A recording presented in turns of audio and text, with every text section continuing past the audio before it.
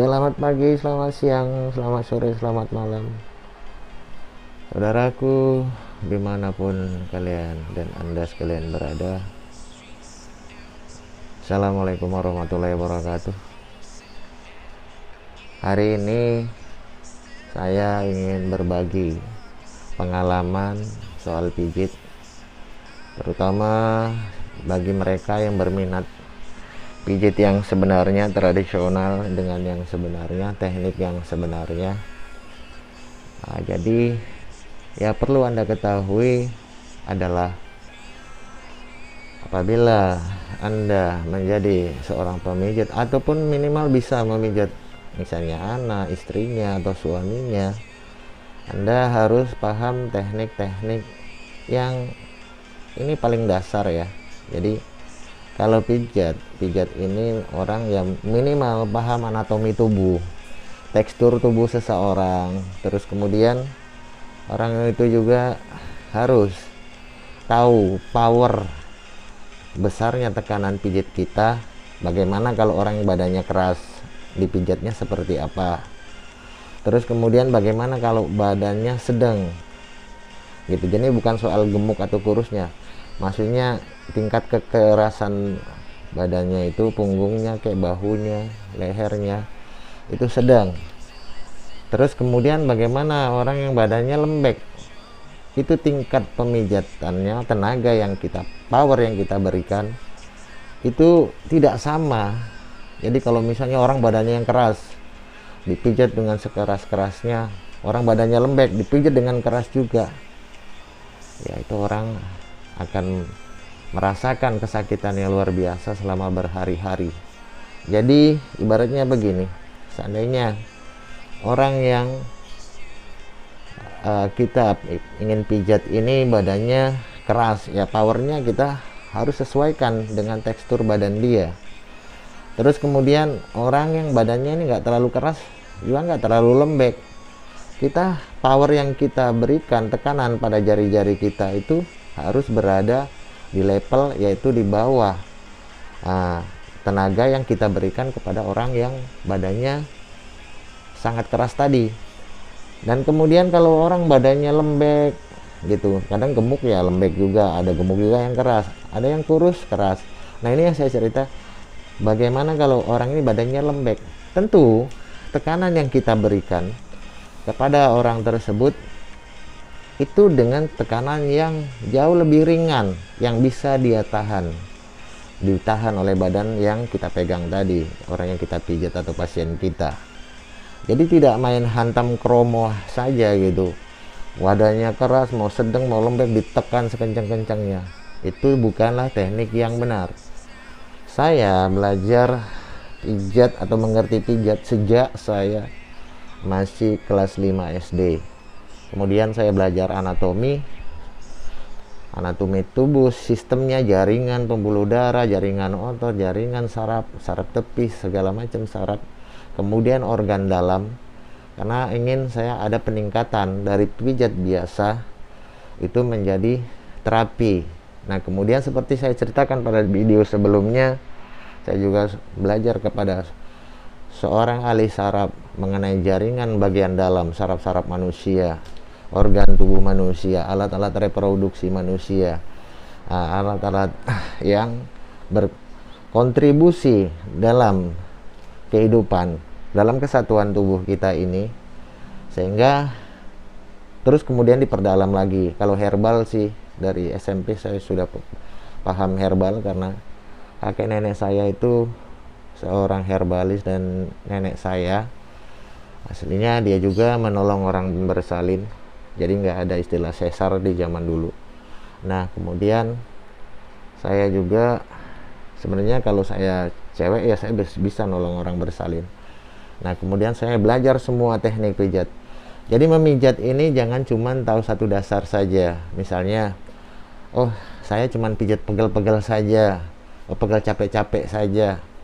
Tidak begitu, harusnya kita memahamin semua teknik pijat.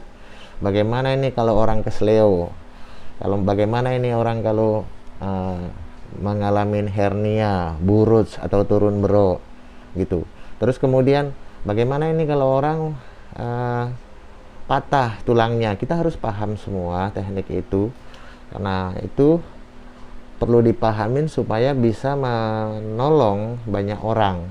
Terus kemudian bagaimana juga kalau orang misalnya sakit kepala mulu, atau punggungnya pegel, atau pundaknya aja pegel kanan kiri, atau terus bagaimana kalau misalnya dia keseleo di jaringan tubuh di sebelah, misalnya di sebelah pinggang, bagaimana dia kalau misalnya susah bernapas, itu harus di punggungnya harus dibenerin.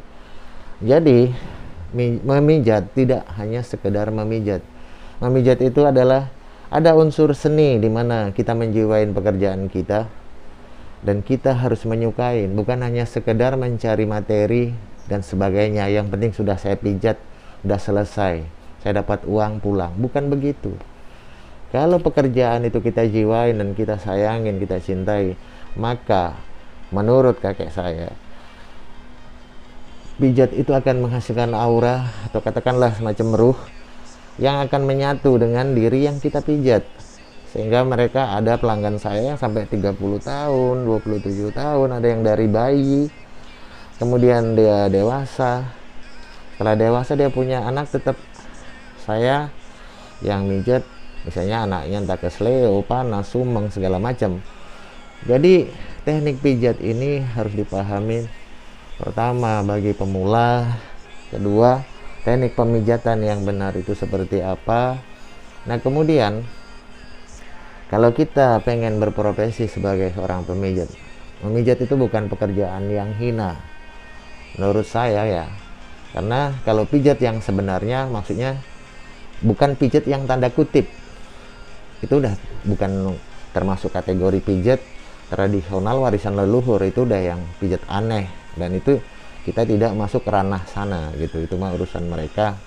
Jadi kata saya adalah apabila kita ingin menjadi seorang pemijat yang benar-benar bagus, profesional, kemudian kita banyak diminati, nah teknik cara pijat itu walaupun kita tidak tahu jaringan saraf, karena untuk mengerti jaringan saraf tingkatannya harus belajar lebih banyak lagi mengenai jaringan sekujur tubuh kita ini, sistem anatomi tubuh, terus kemudian semua sistem faal tubuh itu kita harus pahami.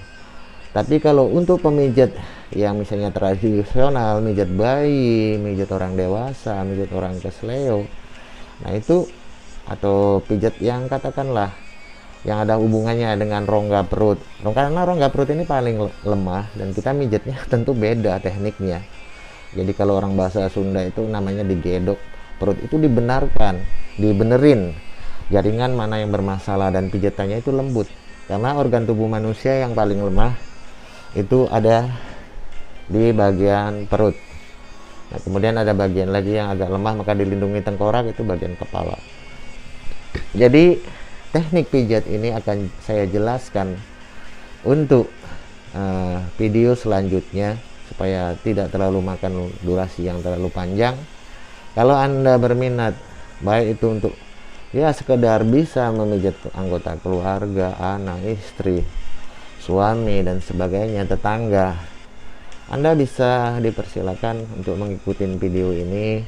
Terus kemudian bagi mereka yang pemula atau pemijat lama tapi ya asal pijat, itu banyak gitu loh, karena pelanggan-pelanggan saya mengatakan saya dipijat si anu, begitu saya ngomong aduh sakit di situ aja dihajar.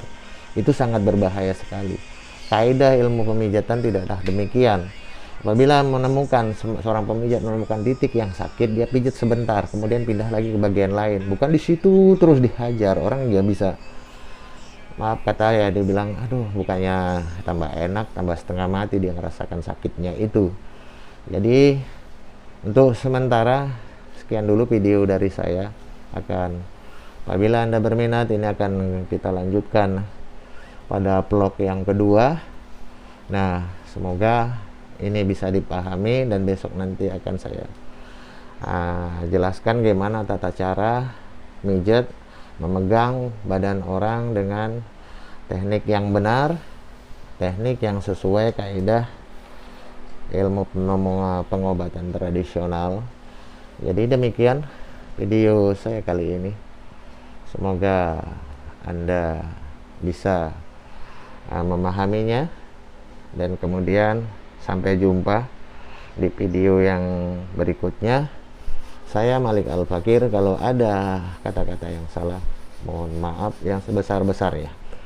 Assalamualaikum warahmatullahi wabarakatuh.